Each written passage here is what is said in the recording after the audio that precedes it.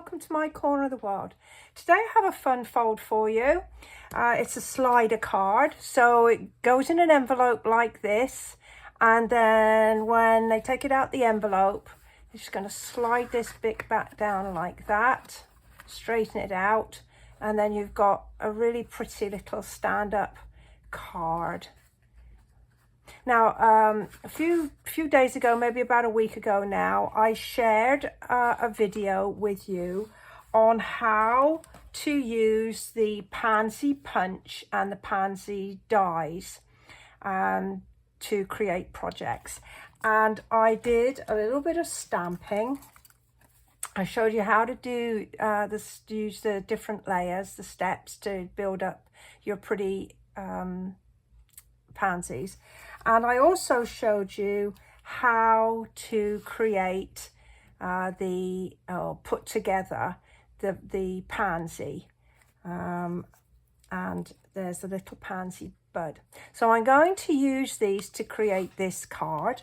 I could have done it all in one video, but it would have been a bit on the long side. So there will be a link beneath this video to the first video on how to use the how to do this part. So we're gonna start with some supplies. Now I have I'm using the new in colors, the 2021-2023 in colors, and this is soft succulent. And this piece is measuring, let's see, I think it's 11. Let's see. Yeah, 11 by 4 1/4. So that's why it will fit into an envelope, a regular size envelope for here in the US. And it's been scored at, let's see, 1, 2 3/4, 3 3/4, 5 1/2, 7 1/4, and then at 10. Now you don't have to remember these measurements, because again, if you follow the link below my video, it will take you to my blog post, and then all the supplies and the measurements will be there. So I'm going to take this piece of card and I'm going to find the middle fold. This is at 5 1/2, and we're going to put a slit in this, and I'm going to put the fold over the cutting groove there. And if you want to make absolutely certain sure, then you can line this cut edge up with a 5 1/2, and then I'm going to use my cutting blade. Now the dark grey blade is the cutting blade, and the light grey is the scoring blade. So I'm going to make sure that's flicked out of the way. Now, if you look very, very closely, you'll be able to see that there is a mark on the side of the cutting blade. Okay, can you see there? And again, is also on the other side. Now this is the position, the exact position of the cutting blade. And so when I position it, I know that I have got it, I'm going to line it up so that mark is at my start point. And my start point is a 1/2 inch from this top edge, and I'm going to bring it down to a 1/2 inch before this bottom edge. And so that means I'm going to be cutting from 1/2 inch to 3 3/4. And so I'm just going to line this up. In fact, I'm going to turn it round so it's closer to my sight. I don't normally use it like this, but I need to make sure that I've got it right without getting my head in shot. So I'm lining it up here, and I'm very carefully lining up the mark with my 1/2 inch, and I'm going to slide it gently down to 3 3/4. So with any luck at all, we've got a really nice cut in there. So I'm just going to move my cutter out, and there's my cut. Now I've got some other pieces of cardstock, and this is the new evening evergreen, a lovely dark green, and it goes beautifully with the soft succulent. And this is my widest piece I'm going to be using, and so I'm just going to pop it in there just to make sure it's big enough. And if it's not quite big enough, I can just use my paper snips to just cut an extra couple of fibers. That's all I want to do. It's just a hair too short, but I don't want to put it back in my cutter because it might get a bit carried away. So there you go, it fits in there beautifully. All right, so again, my measurements will be in the link below. I've got 2 pieces of Very Vanilla. This is the one I stamped in my previous video, and I am just going to attach that to my piece of green, and it's just cut just enough to give me a border. So this is going to be the front part, and then I'm going to flip over and put this other piece. This is a blank piece. This is where you're going to write your message. To you, love from me. And you can always put a little bit of stamping on there if you wish, but to avoid confusion as to which is the front and the back, I decided I would leave this bit blank. But there we go. All right, now I've got my piece back here, and I'm going to be using double-sided tape. The reason I'm using the double-sided as opposed to Stampin' Seal or liquid glue is that it is stronger. It is much stronger for me because this card is going to get a bit of wear and tear as it sort of slides up and down, and this adds a little bit more strength. So there's my tape. I'm just going to burnish it with the handle of my scissors just to make sure it sits down, it sticks well. And then I've got my tool here. Oh, no, I don't. I want to put this one in first. Now, I've put my folds in so that it actually will come round and form a box like this. All right, so that's how I put my folds in. And I'm going to now put this piece in. We already know it fits, so we're going to pop that in like that. And then I'm going to fold up this piece, and I'm going to take the backing off. And I'm only going to take the backing off of one side at the moment, because otherwise it's going to get stuck to things I don't want it to get stuck to. And I'm going to pull this piece down, and I am going to make sure that it's centered here and here. I'm going to have to, there we go. And I'm going to leave myself a little bit of a margin down at the bottom here. And so they're nice and firm. Then I can take the backing off of this piece.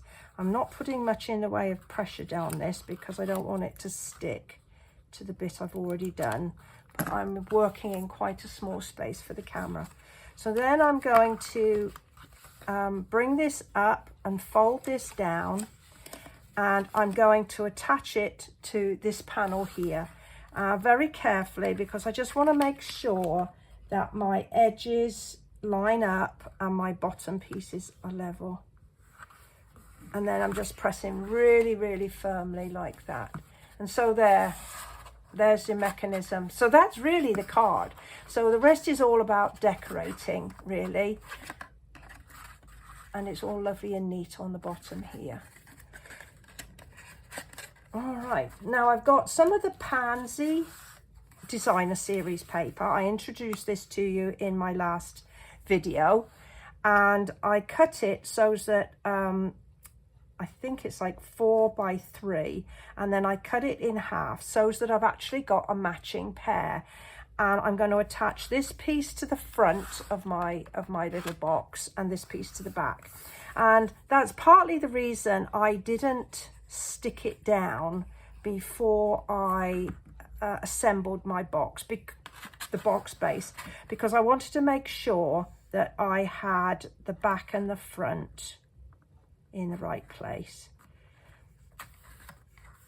So that's one piece, and then I'm going to flip it round and I make sure that I put this piece this way so that everything's going in the right direction. And I've just got some little margins, and so now I can slide this back up and then press everything nice and firmly so everything's in place. So there we go. And you see what I mean about having to keep sliding it up and down, even when it's doing the assembly. And so that's that extra thickness or extra strength of that double-sided tear and tape. Keeps the card all in one piece.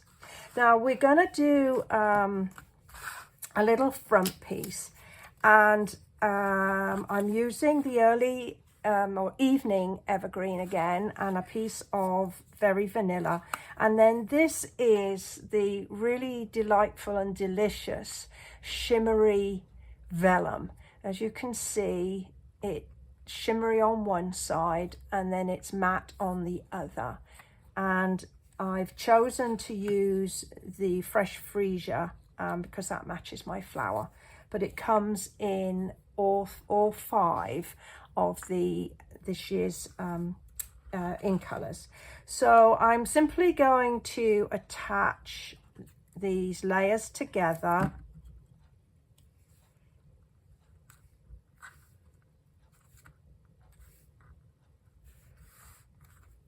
and again all my measurements will be on my blog. Now vellum is notorious for showing through the adhesive through, but I found that with it being coloured, actually it doesn't show at all. There you can just see as it'll dry, those little wavy lines will be gone, but when I've put my little decorative pieces on, it will be hidden altogether.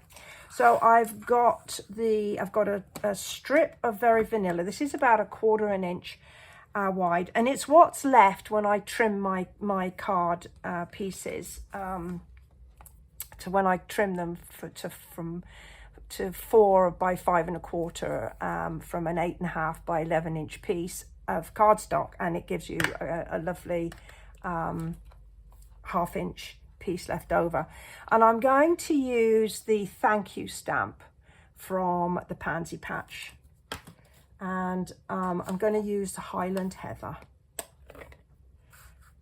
Now that's one of the colours that I used on my my pansies when I stamped them. Okay, now I'm going to try desperately not to get my head in shot, but still get this level.